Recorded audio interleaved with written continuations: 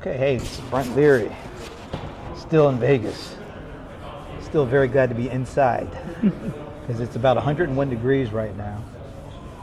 And that just wouldn't be good for doing this kind of content. No, it would not be. Would not be good. So I'm glad that we're inside, and I have Don Schuerman. Now, what's your title? I know it's Chief Something Officer. CTO. But you also have like other stuff behind the CTO. Yeah, I VP of Product and Marketing Strategy. See, if he doesn't even know it, then I'm glad that I even try to attempt that. My job is to talk to clients about our technology, make sure they understand what we're doing and we understand what they need. That would be too long to put on a badge too. Yeah, so. yeah. But it's always a pleasure to see you. Nice to see you as well, especially in person like this. Absolutely. But you know what?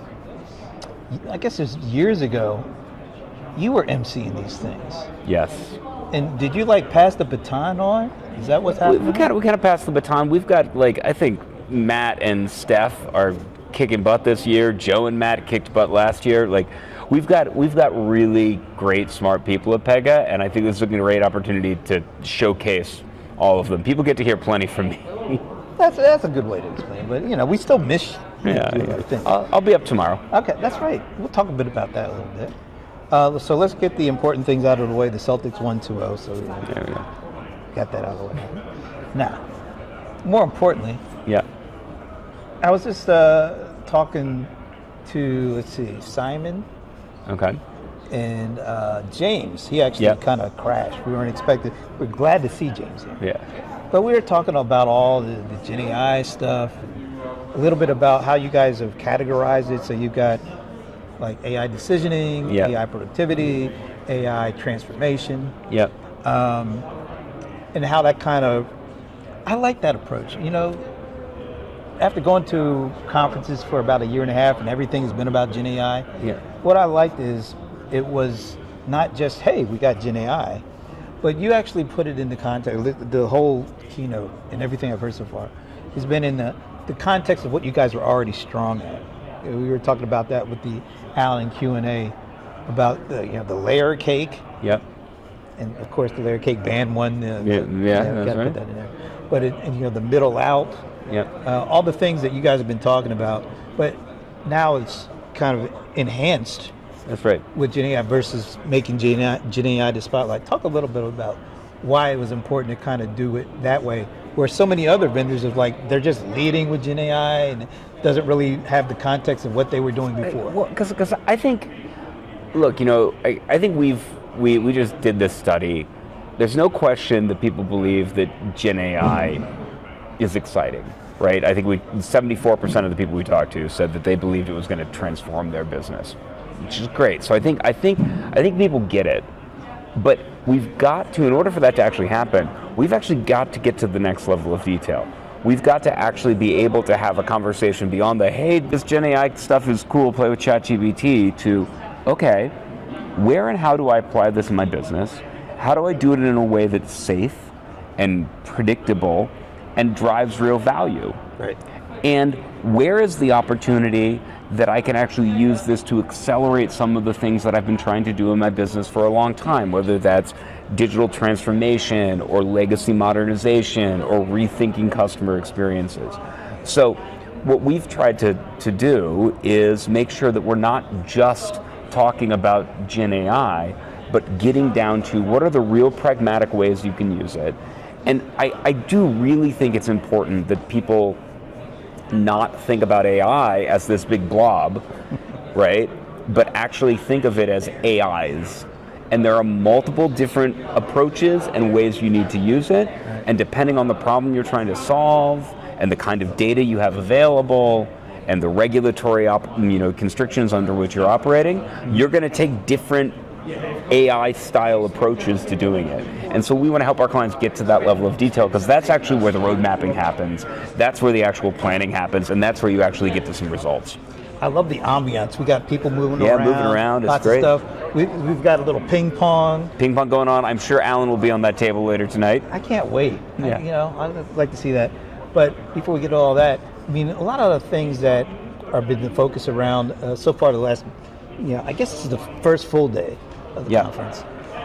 I just like the fact that it doesn't feel like it's so spotlighted on one aspect. It's about how all these new technologies and things really can re-enhance what you have always been trying to do altogether. Well, we've always been about being the enterprise platform for AI decisioning and workflow automation, and really applying that to customer decisions, customer workflows. How do you engage? How do you onboard? How do you service? How do you run the operations that support customers?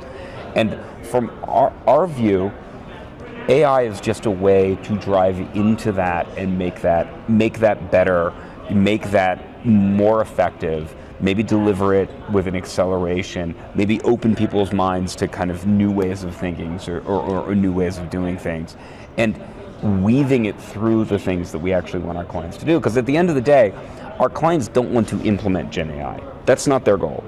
That's not the end game. The end goal is not implement Gen AI. Right. The end goal is make it easier for my employees to get stuff done. Make it easier for my customers to get stuff done. Be more personalized in the conversations that I have. So how do we help you do that? Socrates. Well, Socrates, Socrates is a great example of that. Socrates is, our customers keep coming to us and saying we need more Pega resources. So, great. Can we apply Gen AI to help accelerate how people learn? To help make it so that people can pick up Pega skills faster and maybe easier? Great. Let's apply that. But it's much more about solving that need for our clients than it is about just can we have Gen AI someplace? Well, I like the fact that you're using something like a Gen AI to re-envision the way people learn. Yeah. And I'm a Socrates guy. Yeah. I don't drink the hemlock, I like the question. Yeah. You ask them the question. But I think it's really cool that you guys have applied it in such a way that, a lot of people are like, the way people have learned throughout the years, these, give them 5 questions and multiple choice. That's not really how you learn. You just learn how to pass a test. Exactly. But with the Socratic thing and what you guys are doing, I think it's much more aligned with how we want to experience learning.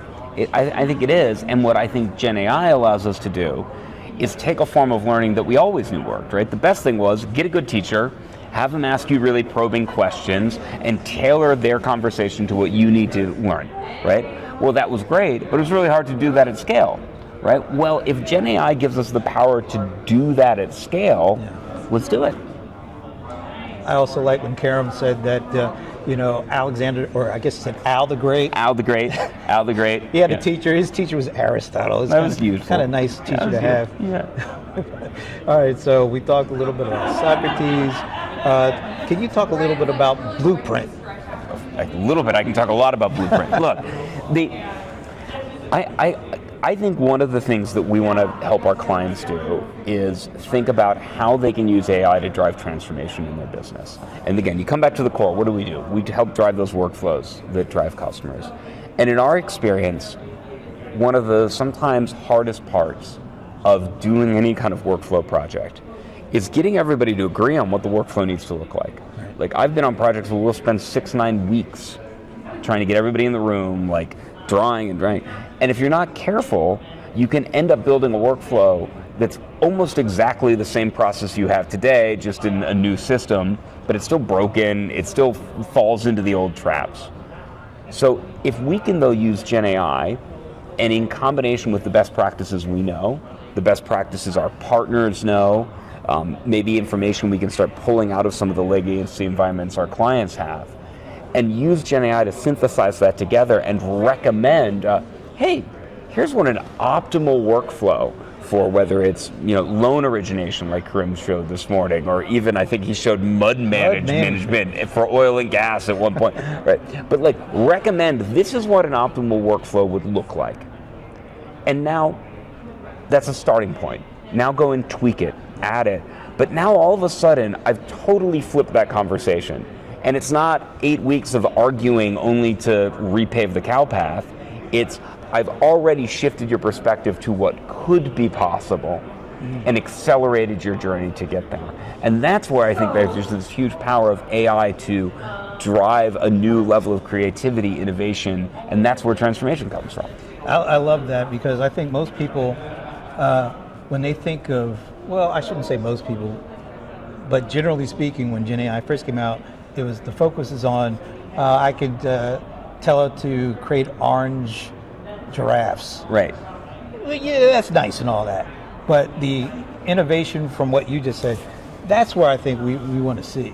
We want to see innovation to like real challenges and problems, as opposed to stuff that, parlor tricks kind of stuff. Well, and the great thing is now, the other thing is, as you say, we already have this structure in Pega with a center-out architecture and a layer cake. So if I can get Gen AI to help me lay out that case in the right way, lay out the data model, lay out what the screens need to look like, well, guess what?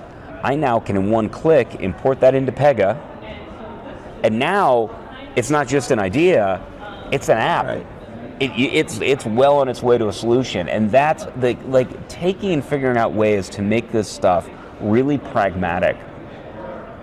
So I go from orange giraffe, which is kind of cool, but not particularly pragmatic, to no, new way of thinking about your workflow and a very clear path to make that new vision a reality. Yeah, and with Blueprint, it was like you showed no code without saying no code, because what Karen demoed, I didn't see any typing. No. I saw a lot of point and down, this, and which is really cool, because once again, you guys illustrate things without saying, hey, it's this, but it's that, without saying it's this. And I think the low code,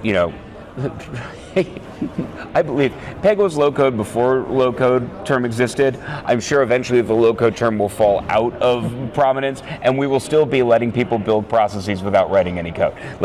That's what we've always been about. That's kind of been our core. And I think Blueprint just becomes another kind of acceleration of that. The other thing I do think is, and Karim mentioned this a little bit today, this idea that we're going to use AI to help us write more code, I think is exactly the one thing. I'm yet to have a customer come to me and say, our real problem is we just don't have enough code running around here. If we could just really get some more code into the system, it would be. So I think if we can help clients lift up and move away from thinking code to what are the concepts? What are the workflows I want to drive? What's the outcome I want to drive? That's what we're trying to do with Blueprint. So in other words, that old Saturday Night Live skit with more cowbell. Yeah. Not more code. Not more code. Not more. No. No Christopher Walken saying I got a fever for the flavor of more code. We don't want that. No, that's quite right. All right. So you actually are going to be speaking tomorrow. I am. Tell us. Give us a little taste. Well, I'm going to talk.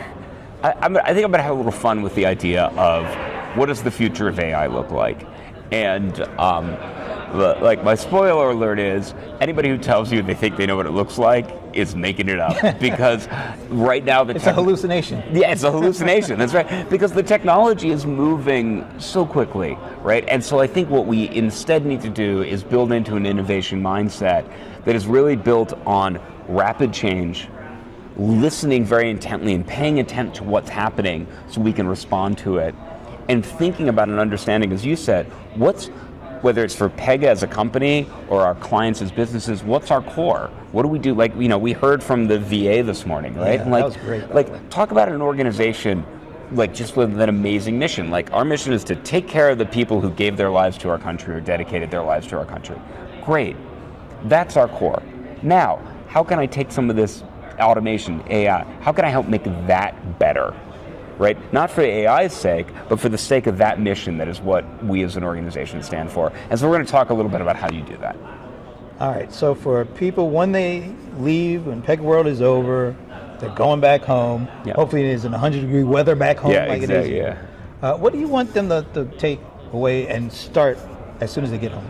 So look, I would love everybody at Pegaworld to do a blueprint in the innovation hub. We got kiosks where we can do a blueprint. Even you can do blueprint. I'm going to do one before I leave. You better, right? But what we'd love is for people to take that blueprint home and actually implement it.